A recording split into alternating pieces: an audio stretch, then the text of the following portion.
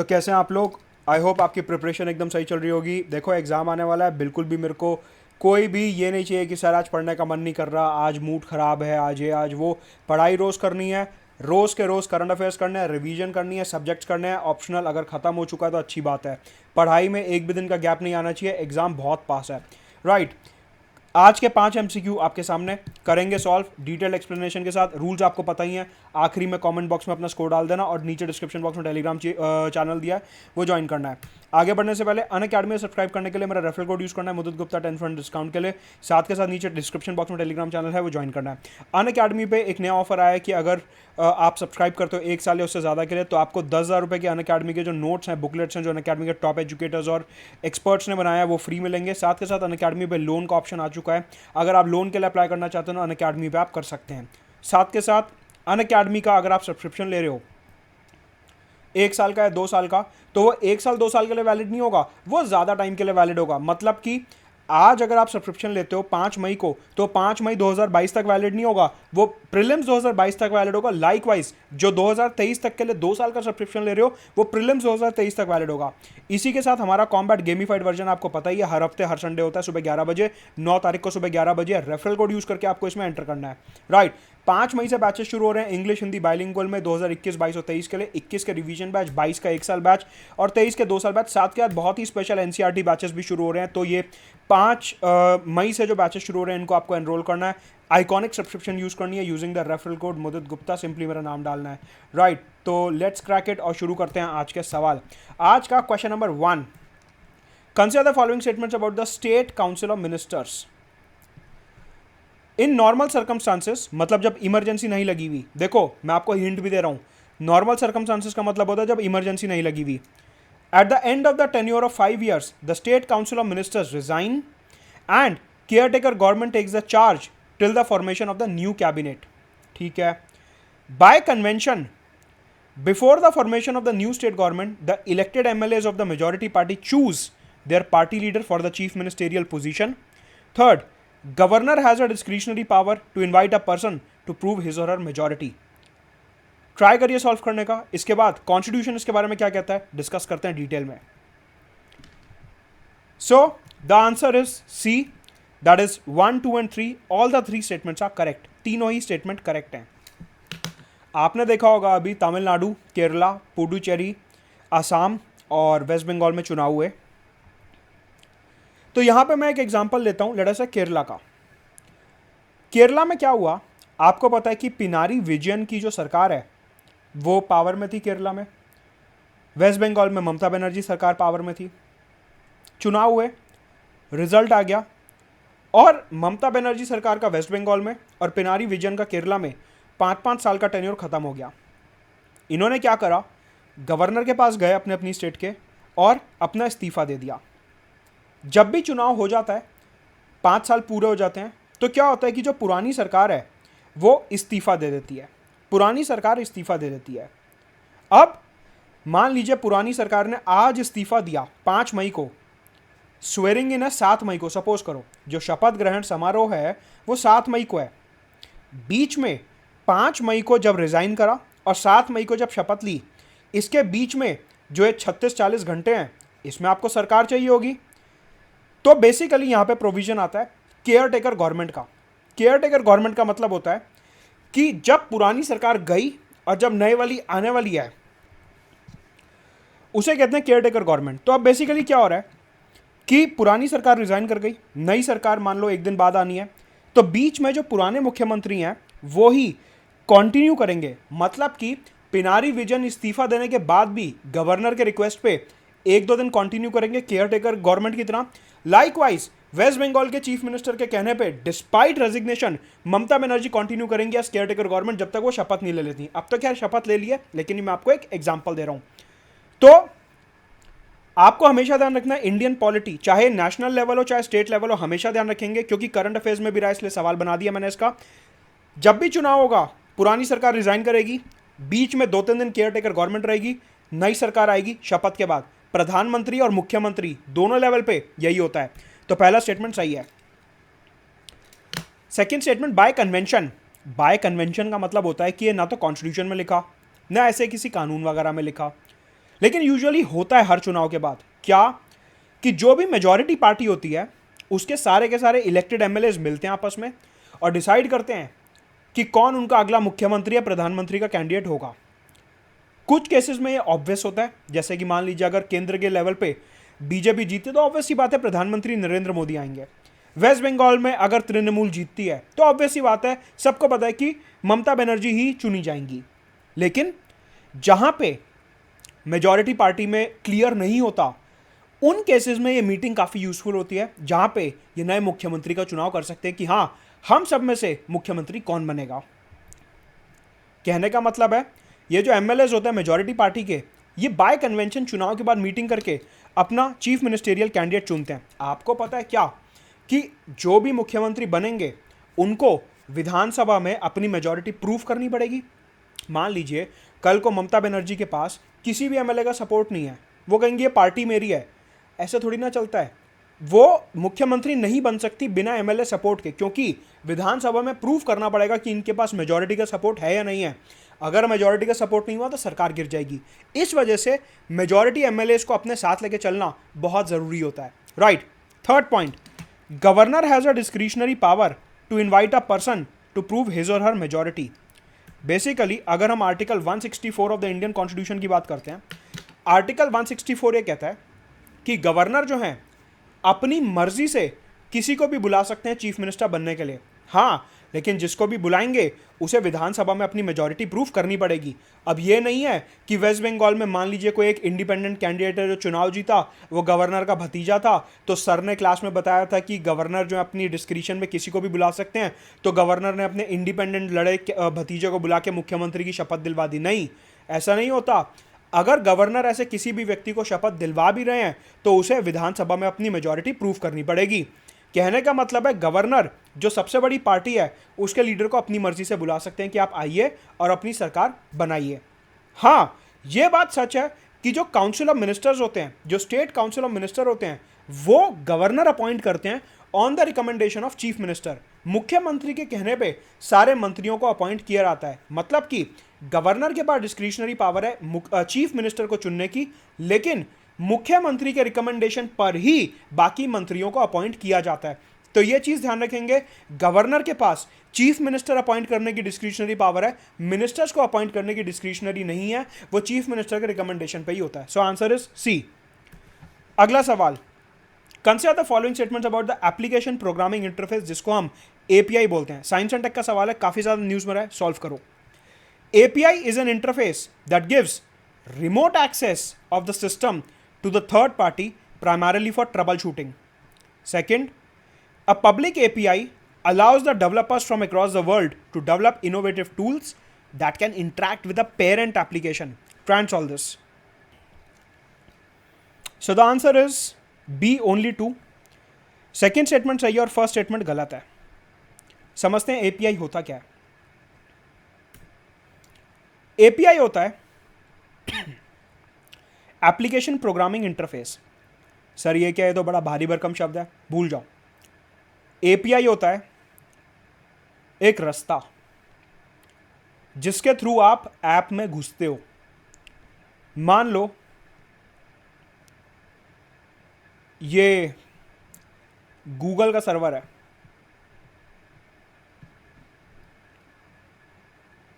मेरे को स्विगी का ऐप बनाना है।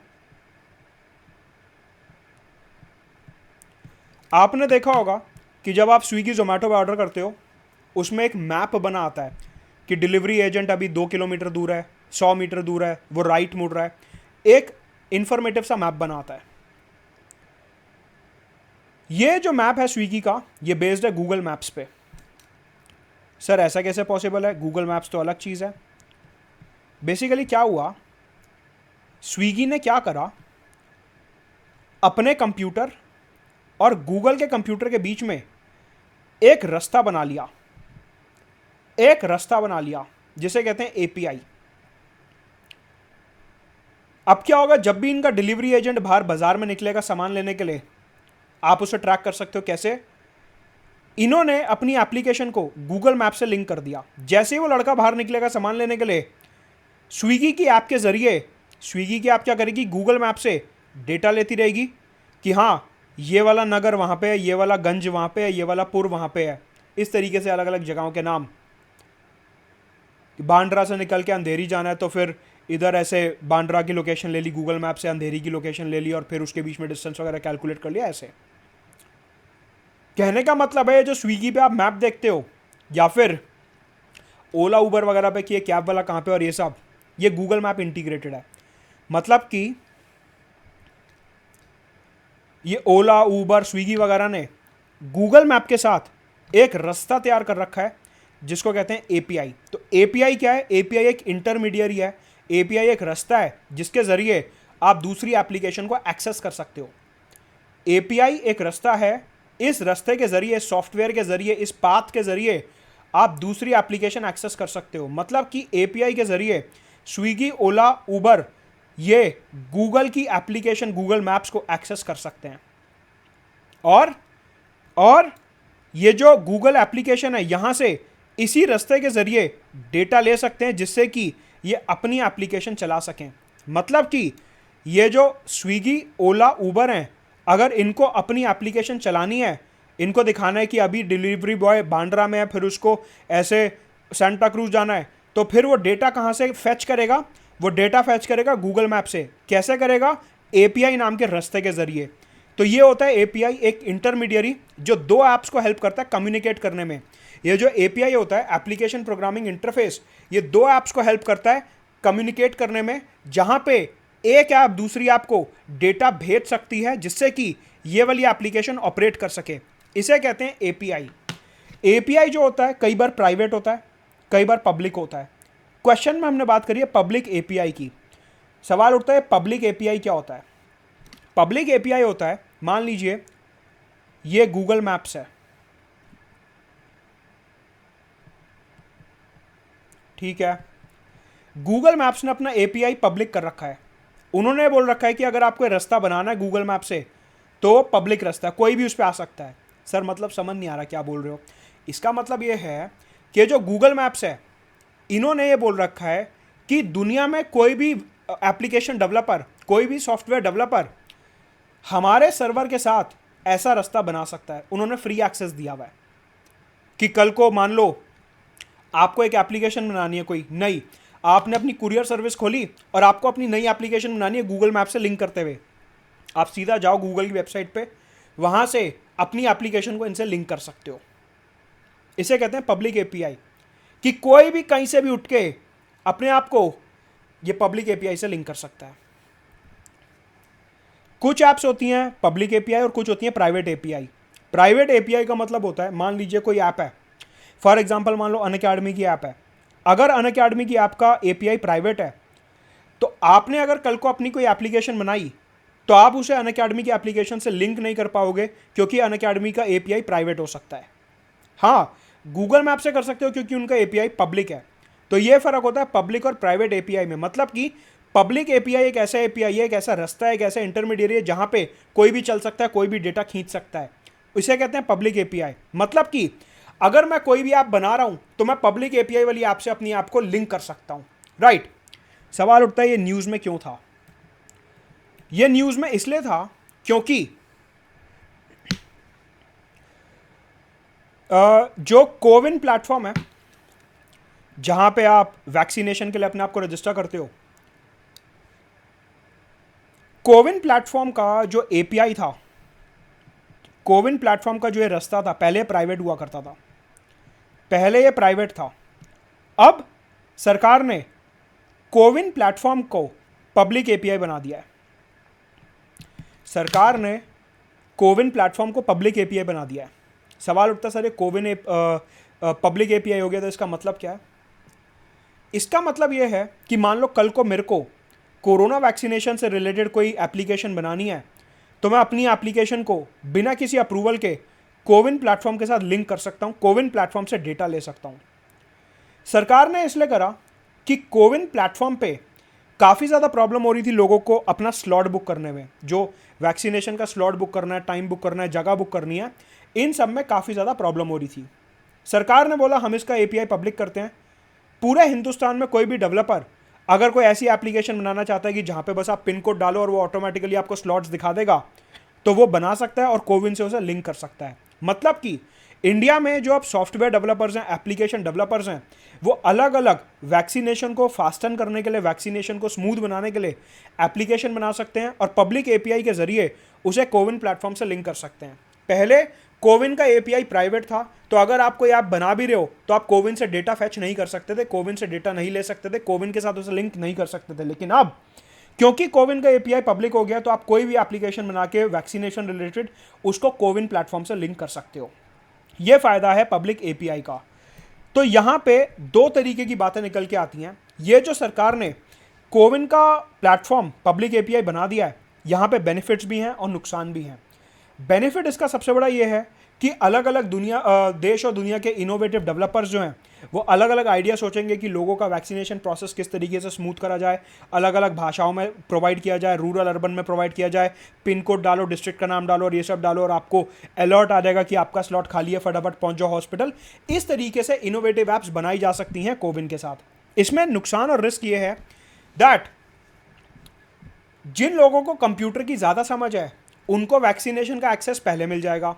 जो लोग इलिटरेट हैं, जिनको कंप्यूटर डिजिटल वगैरह की कोई नॉलेज नहीं है, उनको वैक्सीनेशन का एक्सेस आसानी से नहीं मिल पाएगा। दूसरा रिस्क, मैंने बताया कि पब्लिक एपीआई का मतलब होता है कि आप कोविन प्लेटफॉर्म से डेटा फैच कर सकते हो। अब देखो, इसका ये मतलब नहीं है कि कोविन से आप आधार नंबर, फोन नंबर किसी का भी फैच कर सकते हो, नहीं, लिमिटेड डेटा फैच कर सकते हो। मतलब कि कोविन प्लेटफॉर्म से पब्लिक एपीआई के जरिए जो आप डेटा लोगे वो लिमिटेड डेटा ले सकते हो। इसका मतलब ये नहीं कि पूरा का पूरा सरकार का डेटाबेस ही उठा के ले जाओ। सरकार लिमिटेड डेटा का एक्सेस देगी। कहने का मतलब है, अगर सरकार लिमिटेड डेटा का एक्सेस दे रही है तो कुछ हैकर टाइप के लोग ऐसे हो सकते हैं जो बचा हुआ डेटा भी हैक करके ले जाएं। तो यहां पे डेटा रिस्क भी एक निकल के आता है कि अगर हम कोविन को पब्लिक एपीआई बना देते हैं तो। यह है मेंस और प्रीलिम्स बेस्ड एनालिसिस। अगला सवाल, आगे बढ़ने से पहले अनअकैडमी में सब्सक्राइब करने के लिए रेफरल कोड आपको पता ही है, मुदित गुप्ता। साथ के साथ नीचे डिस्क्रिप्शन बॉक्स में टेलीग्राम चैनल दिया, उसे ज्वाइन कर लो। आखिरी में कमेंट बॉक्स में अपना स्कोर लिखना जरूर, right. Which of the following ethnic groups belong और बिलोंग्स टू म्यांमार? इनमें से कौन से एथनिक ग्रुप म्यांमार को बिलोंग करते हैं? हैन, रोहिंग्या, उइगुर, कर्ड्स, कचीन, कैरन। ये एथनिक ग्रुप्स हैं कुछ, आपको बताना है इनमें से कौन से म्यांमार के हैं। Try and solve this. So the answer is D, that is 2, 5 and 6, मतलब कि रोहिंग्या, कचीन एंड केरन, ये तीन एथनिक ग्रुप्स हैं जो म्यांमार में मिलते हैं। So the answer is D, 2, 5 and 6, that is Rohingya, Kachin and Karen. समझिए, यह है म्यांमार का मैप और म्यांमार में बहुत सारे एथनिक ग्रुप्स रहते हैं। अगर हम बात करें ईस्टर्न म्यांमार की, इस एरिया की, यह है रखाइन एरिया। यह है रखाइन एरिया। इस रखाइन एरिया में हमारे को मिलता है रोहिंग्या एथनिक ग्रुप। जो रोहिंग्या एथनिक ग्रुप है, जो रोहिंग्या माइनॉरिटीज हैं, वो हमारे को मिलती हैं ईस्टर्न म्यांमार में। एक ग्रुप है कचेन ग्रुप, जो मैंने बताया कचीन ग्रुप, यह हमारे को मिलता है नॉर्थ म्यांमार में, यहां पे कचिन ग्रुप। और एक जो ग्रुप है कैरन ग्रुप, वो हमारे को मिलता है ईस्ट म्यांमार में। I am sorry, this is west Myanmar. West Myanmar में हमारे को मिल रहे हैं रोहिंग्यास, वेस्ट म्यांमार में हमारे को मिल रहे हैं रोहिंग्यास, और ईस्ट म्यांमार में हमारे को मिल रहे हैं केरन। 2014 में ऐसा एक क्वेश्चन बना था मैच द फॉलोइंग टाइप का प्रीलिम्स में, जहां पे उन्होंने चेचनिया वगैरह के बारे में पूछा था कि कौन सा एथनिक ग्रुप कहां का है। उन्हीं लाइंस पे यहां पे भी सवाल बन सकता है कि ये रोहिंग्या, कचीन और केरन कहां के हैं। बेसिकली ये एथनिक ग्रुप्स न्यूज़ में बहुत ज़्यादा रहे हैं पिछले एक साल में। अगर मैं रोहिंग्यास की बात करता हूं, आपको पता है रोहिंग्यास जो हैं वो मुस्लिम्स हैं और म्यांमार में माइनॉरिटी में है। म्यांमार की आर्मी रोहिंग्यास को म्यांमार से निकालने में तुली हुई है और रोहिंग्यास म्यांमार छोड़ के इंडिया, बांग्लादेश, थाईलैंड और मलेशिया की तरफ भाग रहे हैं। रोहिंग्यास के ह्यूमन राइट्स वायलेशन हो रहे हैं और उन्हें अपना देश छोड़ के बाहर जाना पड़ रहा है। इस वजह से रोहिंग्या एथनिक ग्रुप जो है वो न्यूज़ में रहा है। अगर हम बात करें कचिन और केरेन एथनिक ग्रुप की, ये जो दोनों एथनिक ग्रुप्स हैं, इनको चाहिए ऑटोनॉमी, इनको चाहिए ग्रेटर पावर। इस वजह से कचिन और केरन ने नॉर्थ और ईस्ट म्यांमार में अपनी अपनी आर्मी मेंटेन करी हुई है। इन्होंने अपने अपने मिलिशिया मेंटेन करे हुए हैं और ये म्यांमार की आर्मी के खिलाफ लड़ रहे हैं। इनको चाहिए कि हमारे को ज़्यादा पावर मिले। इस वजह से म्यांमार की आर्मी और कचिन केरन की आर्मी के बीच में कांस्टेंट कॉन्फ्लिक्ट चालू है। इस वजह से कचिन और केरन एथनिक ग्रुप्स न्यूज़ में रहे हैं। तो रोहिंग्या, कचिन और केरन, इसके बारे में जानना ज़रूरी था। इसके अलावा जो मैंने क्वेश्चन में लिस्ट दी थी, उसमें जो हैन है ये चाइनीज़ बुद्धिस्ट होते हैं, चाइना में मिलते हैं। जो उइगुर्स हैं ये मुस्लिम्स हैं जो जिंगजियांग में मिलते हैं, चाइना में। और जो कर्ड्स हैं ये हमारे को मिलते हैं मिडिल ईस्ट और वेस्ट एशिया में, particularly Turkey, Syria, Jordan, Iran और इराक में। ये 3 एथनिक ग्रुप्स भी काफ़ी ज़्यादा न्यूज़ में रहते हैं, particularly Uyghurs and Kurds. Basically Kurds जो हैं वो टर्की की सरकार के खिलाफ लड़ रहे हैं फॉर अ सेपरेट कुर्दिस्तान, और उइगुर्स जो हैं वो चाइना की सरकार के खिलाफ लड़ रहे हैं for a separate Turkistan, East Turkistan. Right, so ये हैं अलग अलग एथनिक ग्रुप्स जो न्यूज़ में रहे हैं पिछले 1 साल में। अगला सवाल, consider the following statements about the Panchayati Raj system in India. 73rd Constitution Amendment Act 1992 provides for uniform constitution and composition of the panchayat system in India. The candidates contesting the panchayat elections can either contest through a party ticket or independently.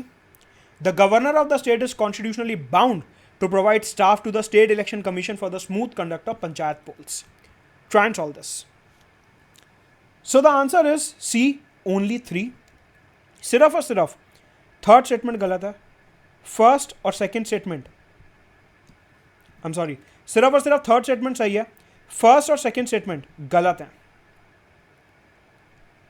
अगर हम बात करें 73rd amendment act की, इसने 2 major articles हमारे constitution में insert करे, article 243B और आर्टिकल 243C। अगर हम आर्टिकल 243B की बात करते हैं तो यह आर्टिकल कहता है कि पूरे देश में पंचायत का यूनिफॉर्म कॉन्स्टिट्यूशन होगा। पूरे देश में यूनिफॉर्म पंचायत बनाई जाएगी, मतलब कि पूरे देश में 3 टियर पंचायती राज सिस्टम बनाया जाएगा, जहां पे विलेज लेवल पे पंचायत होगी, ब्लॉक लेवल पे पंचायत होगी और डिस्ट्रिक्ट लेवल पे पंचायत होगी। हाँ, ये एक एक्सेप्शन और प्रोवाइड करता है।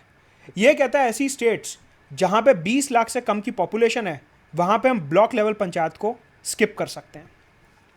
अदरवाइज पूरे हिंदुस्तान में 3 टियर पंचायती राज सिस्टम इंप्लीमेंट होना चाहिए और पूरे हिंदुस्तान में यूनिफॉर्मिटी होनी चाहिए पंचायती राज के केस में।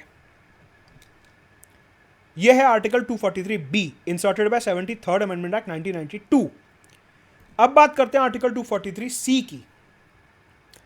आर्टिकल 243C बात करता है about composition of panchayat. Article 243B जो है वो बात कर रहा था कॉन्स्टिट्यूशन ऑफ पंचायत की। अभी हम बात कर रहे हैं कॉम्पोजिशन ऑफ पंचायत की। सर, इन दोनों का मतलब एक ही नहीं होता? नहीं, इन दोनों का मतलब अलग होता है। कॉन्स्टिट्यूशन का मतलब होता है पंचायत बनेगी, कॉम्पोजिशन का मतलब होता है कि पंचायत जब बनेगी तो उसके अंदर कौन कौन मेंबर्स होंगे। मतलब कि एक स्कूल बनाया, कॉन्स्टिट्यूशन ऑफ स्कूल, स्कूल के अंदर कौन कौन पढ़ सकता है, कौन कौन टीचर होंगे, कॉम्पोजिशन ऑफ स्कूल। फर्क है, कॉन्स्टिट्यूशन और कॉम्पोजिशन में फर्क है। अच्छा, ठीक है, तो हमारे को ये तो समझ आ गया कि पूरे देश में 3 टियर पंचायती राज होगा, मतलब कि कॉन्स्टिट्यूशन ऑफ पंचायत तो यूनिफॉर्म होगा। लेकिन अगर हम बात करें कॉम्पोजिशन ऑफ पंचायत की, तो ये स्टेट टू स्टेट वेरी कर सकता है।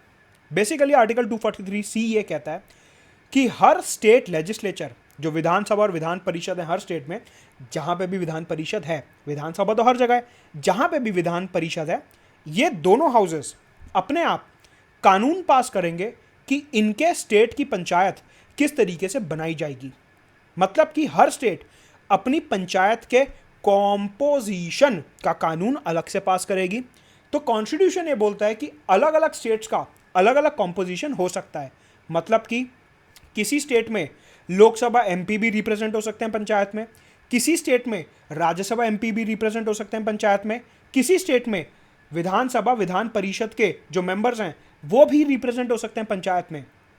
यार सर पता नहीं क्या कह रहे हैं, अजीब सी बातें कर रहे हैं कि Lok Sabha MP, Rajya Sabha MP, MLA और एमएलसी भी पंचायत का पार्ट हो सकते हैं। कॉन्स्टिट्यूशन ऐसा प्रिविलेज देता है स्टेट लेजिस्लेचर को कि आप कानून द्वारा ये बोल सकते हो कि देखो पंचायत का चुनाव हो गया, इसके साथ जो इलेक्टेड मेंबर्स हैं उनके साथ एमपीज, एमएलएस और एमएलसीज भी रिप्रेजेंट किए जा सकते हैं। यह क्वेश्चन मैंने क्यों बनाया है, क्योंकि उत्तर प्रदेश में अभी अभी पंचायत का चुनाव हुआ है, तो वहां पे जो इलेक्टेड मेंबर्स हैं उनके साथ जो यूपी की सरकार ने, यूपी के लेजिस्लेचर ने जो कानून पास करा होगा उस हिसाब से एमपीज, एमएलएस और एमएलसीज भी पंचायत का पार्ट बन सकते हैं। राइट, तो इसका मतलब पहली जो स्टेटमेंट थी यहां पे कॉन्स्टिट्यूशन वाला वर्ड तो सही था, क्योंकि यूनिफॉर्म कॉन्स्टिट्यूशन तो है लेकिन यूनिफॉर्म कॉम्पोजिशन नहीं है।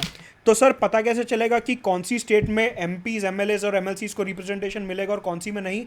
ये याद करने की जरूरत नहीं है। अगर आप अपना स्टेट पीसीएस दे रहे हो तो इसको याद कर लेना, क्योंकि स्टेट स्पेसिफिक कानून है यूपीएससी नहीं पूछेगा। यूपीएससी यही पूछेगा कि हर स्टेट में पंचायत का कॉम्पोजिशन सेम होता है डिफरेंट, आंसर होगा different. Second statement, the candidates contesting panchayat elections can either contest through a party ticket और इंडिपेंडेंटली। स्टेटमेंट गलत है। पंचायत का जो चुनाव होता है वो कभी भी पार्टी लाइंस पर नहीं लड़ा जाता।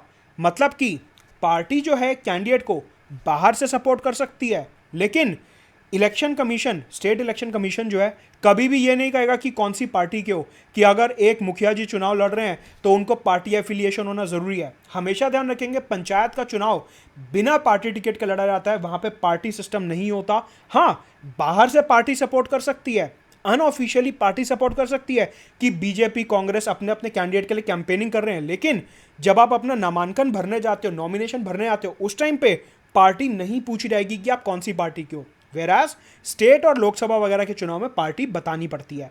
राइट, इसी के साथ साथ जो हमारे कॉन्स्टिट्यूशन का आर्टिकल 243 के है वो ये बोलता है कि गवर्नर की एक कॉन्स्टिट्यूशनल ड्यूटी है कि अगर स्टेट इलेक्शन कमीशन गवर्नर से और स्टाफ मांग रहा है कि मेरे को और स्टाफ दो, मेरे को ये चुनाव ठीक तरीके से कराना है, governor is bound to provide staff to the state election commission. एक चीज ध्यान रखेंगे कि जो पंचायत का चुनाव होता है वो हमेशा स्टेट इलेक्शन कमीशन कंडक्ट कराता है, इलेक्शन कमीशन नहीं। मतलब कि जो नेशनल लेवल वाला इलेक्शन कमीशन है वो पंचायत के चुनाव नहीं करवाता, स्टेट इलेक्शन कमीशन करवाता है। तो कहने का मतलब है यूपी के चुनाव में पंचायत के जो जो मेजर एस्पेक्ट्स थे वो यहाँ पे मैंने कवर कर दिए इस क्वेश्चन के जरिए। तो इस वजह से ये क्वेश्चन करंट अफेयर्स में रहा था। आखिरी सवाल, आगे बढ़ने से पहले रेफरल कोड आपको पता है मुदित गुप्ता, नीचे टेलीग्राम चैनल का डिस्क्रिप्शन दिया है और स्कोर जरूर मेंशन करना। आज का आखिरी सवाल, consider the following statements about the status of refugees in India. भारत में जो रेफ्यूजीज हैं उनका क्या स्टेटस है? First, India recognizes the right of non refoulement under the article 33 of the United Nations Refugee Convention 1951 and Article 14 of the Universal Declaration of Human Rights।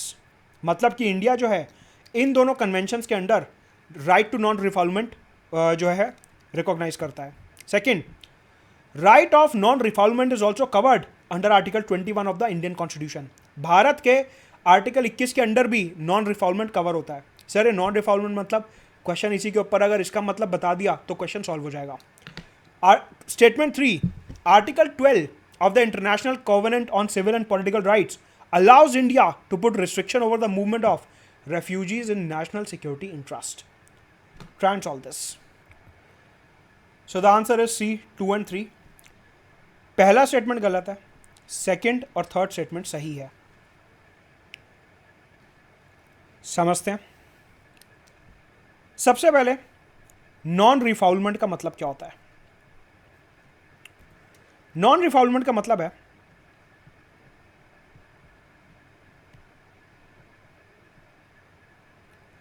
Let us से एक refugee है जो Myanmar से India आया। Refugee का मतलब होता है जो बिना प्रॉपर कागजों वगैरह के आ रहा है, ऐसे तारों के नीचे से और ये सब रेफ्यूजी। लेट अस से एक रेफ्यूजी म्यांमार से इंडिया आया। अब ये जो रेफ्यूजी आया म्यांमार में इसकी जान को खतरा है। म्यांमार अगर इसको वापस भेज दिया गया तो हो सकता है कि वहां पे जो होस्टाइल ग्रुप्स हैं वो इसको मार डालें। नॉन रिफॉल्वमेंट का मतलब होता है कि ये जो रेफ्यूजी इंडिया आया है, इंडिया इस रेफ्यूजी को फोर्स नहीं करेगा वापस जाने के लिए म्यांमार, क्योंकि म्यांमार में इसकी जान को खतरा हो सकता है। राइट ऑफ नॉन रिफॉल्वमेंट का मतलब होता है कि दुनिया की ग्लोबल कम्युनिटी ने, United nation high commissioner for refugees ने रेफ्यूजीज को यह राइट दिया है कि आपके पास राइट टू नॉन रिफॉल्वमेंट है। मतलब कि आप जिस देश में पनाह ले रहे हो, इस केस में इंडिया में पनाह ले रहा है, आप जिस देश में पनाह ले रहे हो वो देश आपको अपने देश वापस जाने के लिए फोर्स नहीं कर सकता अगर आपके खुद के देश में आपकी जान को खतरा है। अगर इस रिफ्यूजी की जान को म्यांमार में खतरा है तो India as per global convention इस रेफ्यूजी को फोर्स नहीं कर सकता वापस जाने के लिए। यह इस रेफ्यूजी का अधिकार है और इसे बोला गया है right of non refoulement. Right of non refoulement, right, यह है राइट ऑफ नॉन रिफॉल्वमेंट। पहला स्टेटमेंट कहता है कि इंडिया जो है वो राइट ऑफ नॉन रिफॉल्वमेंट देता है रेफ्यूजीज को under UN refugee convention 1951 and universal declaration of human rights. यह स्टेटमेंट गलत है। इंडिया जो है वो यूएन रेफ्यूजी कन्वेंशन का सिग्नेटरी है ही नहीं। इंडिया ने ये वाला जो कन्वेंशन है ये साइन ही नहीं करा है। ये जो कन्वेंशन है यूनाइटेड नेशन रेफ्यूजी कन्वेंशन, इसका आर्टिकल 33, देखो आर्टिकल इस केस में याद कर लेना क्योंकि रेफ्यूजीज बहुत ज़्यादा न्यूज़ में रहे हैं और यूपीएससी अनप्रेडिक्टेबिलिटी के अंडर कोई भी सवाल कर सकता है। तो ये जो 3 आर्टिकल नंबर मैंने लिखे हुए हैं यहाँ पे, आर्टिकल 33, 14 एंड 12, ये तीनों आर्टिकल नंबर याद कर लेना और कौन से कन्वेंशन के और क्या बताते हैं ये ज़रूर याद करना। प्रीलिम्स में नहीं निकला तो मेन्स में तो पक्का काम आएगा लिखने के लिए। तो ये तीनों आर्टिकल नंबर याद रखना। अच्छा जी, ठीक है। Article 33 of the refugee convention जो है ये देता है रेफ्यूजीज को राइट टू नॉन रिफॉल्वमेंट, लेकिन इंडिया इसका सिग्नेटरी नहीं है। इस वजह से ये जो आर्टिकल है ये इंडिया पे नहीं लगता। अब बात आती है universal declaration on human rights की। ये इंडिया ने अडॉप्ट किया हुआ है, ये इंडिया ने अडॉप्ट किया हुआ है। और साथ के साथ एक कन्वेंशन और है, international covenant on civil and political rights 1966, India ने ये भी साइन करा हुआ है। ये दोनों जो कन्वेंशंस हैं ये कहते हैं इंडिया को कि आप रेफ्यूजीज की रिस्पेक्ट करो। देखो यहां पे 3 कन्वेंशंस की बात हो रही है। रेफ्यूजी कन्वेंशन तो इंडिया ने साइन नहीं करा हुआ, तो जो रेफ्यूजी कन्वेंशन कहता है वो इंडिया के ऊपर बाइंडिंग नहीं है, हम उससे बाध्य नहीं हैं। लेकिन universal declaration of human rights और इंटरनेशनल कॉवेनेंट ये दोनों हमने साइन करे हुए हैं, तो हमारी मॉरल रिस्पॉन्सिबिलिटी बनती है इन दोनों को फॉलो करने की। Article 14 of the universal declaration of human rights कहता है कि जो भी हमारे देश में पनाह लेने आ रहा है हमारे को उसे प्रोटेक्शन देनी चाहिए।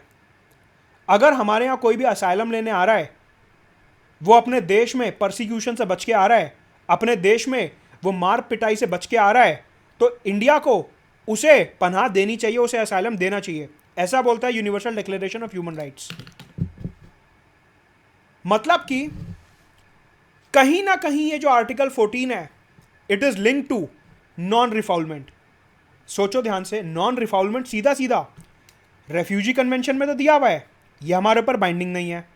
लेकिन आर्टिकल 14 जो है universal declaration of human rights का, यह कहता है कि अगर इंडिया में अपनी जान बचा के बाहर से कोई इंडिया में पनाह लेने आ रहा है तो इंडिया को उसे पनाह देनी चाहिए। यह है right to seek asylum from prosecution, basically kind of non refoulement only. अगर आप इसका गहरा मतलब देखो तो ये नॉन रिफॉल्वमेंट से ही लिंक्ड है। इसके अलावा ये जो international covenant on civil and political rights है, इसका आर्टिकल 12 कहता है कि भारत में जो रेफ्यूजीज आ रहे हैं उनके पास नॉन रिफॉल्वमेंट तो है ही, हमने देख लिया universal declaration of human rights में कि वो इंडिया में आ सकते हैं। लेकिन जो आर्टिकल 12 है international covenant on civil and political rights का, ये इनको राइट देता है right to freedom of movement का, कि पूरे देश में ये जो रेफ्यूजी हैं ये कहीं पे भी घूम सकते हैं। इनको राइट दिया जाता है right to freedom of movement का। एक रेफ्यूजी है म्यांमार से, वो इंडिया आया, जब वो इंडिया आया तो इंडिया उसे वापस नहीं भेजेगा universal declaration on human rights वो इंडिया आया और अब वो इंडिया में कहीं भी घूम रहा है। International covenant on civil and political rights article 12, समझ रहे हो? इंडिया में एंट्री, यूनिवर्सल डिक्लेरेशन, इंडिया में कहीं भी घूमना, international covenant on civil and political rights. हाँ, लेकिन ये जो international covenant on civil and political rights है, ये बोलता है कि अगर भारत सरकार को ऐसा लगता है कि एक रेफ्यूजी भारत के लिए सिक्योरिटी थ्रेट है, तो भारत सरकार उसकी मूवमेंट पर रोक लगा सकती है। That is allowed. भारत सरकार एक रेफ्यूजी की मूवमेंट पर रोक लगा सकती है अगर वो हमारे लिए सिक्योरिटी थ्रेट है, तो ये भी अलाउ करता है। ये है कंप्लीट सिचुएशन। नाउ अगर इंडियन कॉन्स्टिट्यूशन की बात करते हैं, सुप्रीम कोर्ट ने कई बार आर्टिकल 21 को, आर्टिकल 21 क्या, राइट टू लाइफ,